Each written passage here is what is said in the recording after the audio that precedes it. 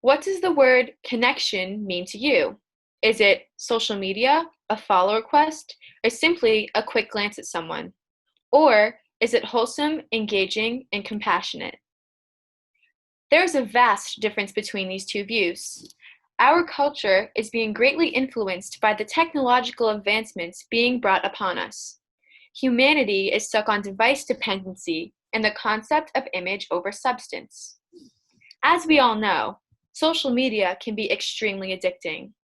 It can be hard at times to put your phone down and look around, but it is very important for your mental health to do so. Look at these friends and families. Do you notice something? None of them are talking to each other or making eye contact. This is what most of our society looks like now. Now, look at these photos. Can you spot the difference? Here, they are laughing and enjoying their time together, and that is because they're not straining their necks and staring at screens. Our social skills are being damaged because we resort to this for safety. Us as human beings can put an end to the obsession. We need to start somewhere. I acknowledge that there are positive aspects of social media that we cannot forget about. As an example, the history of social media. It all began in 1979 when two students from Duke created the Usenet system. Its main purpose was to share academic information, not for people to hide behind the screen and say whatever they please to whoever they want. And that's where the loss of humanity begins. Personal connections are something greater than the individual person. So, why do people depend on social media? Social media provides a mask that can hide your true personality.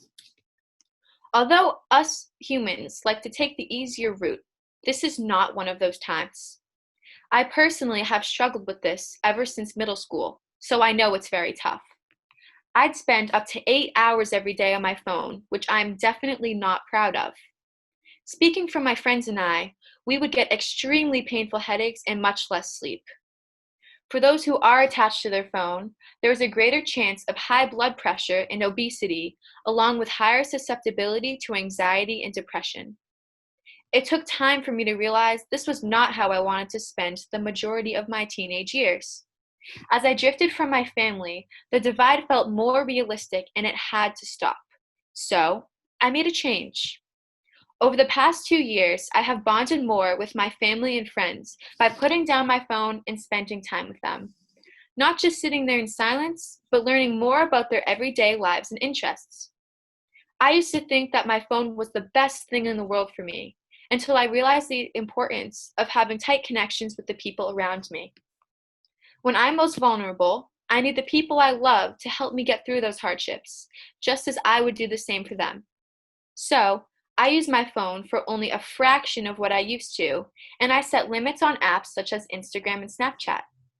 My family calls it my detox time because it gives me a designated time to converse and discuss. Instead of picturing my phone's main purpose as communication with friends, I switched it to education. My main mantra now is, if you want to focus on bettering yourself, then the phone life is not for you. This is something everyone should incorporate into their lives. So, what can you do to start experiencing true personal connections? First, try to give, share, and support people around you. Volunteering and helping others creates a sense of connection and purpose to your community as well as others. Go participate in the real world and maybe try to make a new friend. This will give you a valuable lesson on humanity and how others live their lives. You never know what it could lead to. Also, there's a tool on your phone that you may not have known about. For Apple users, it's called Screen Time. It is easily located in your settings. Just search Screen Time in the search bar and it'll pop up. It is also offered by other device companies such as Samsung. This tool tracks how many hours you are on your device, along with how many times you pick it up. Screen time goes into the specific amount of minutes you spend on each individual app as well. On top of that, you can set limits for certain apps, aka less social media and more Google.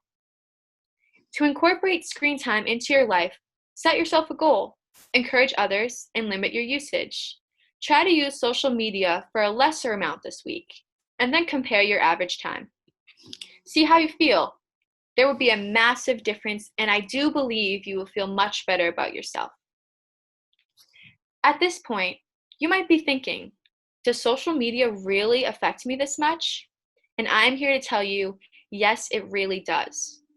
It takes perseverance and a hint of reality to take in this concept, but I promise that limiting your electronic use is the solution to most of your problems. You can become as close with your family as I did with my own. If you don't believe me, try it out yourself, and soon you'll notice how much closer you are to humanity and those around you. It's never too late to make a change. Let's start now. Thank you.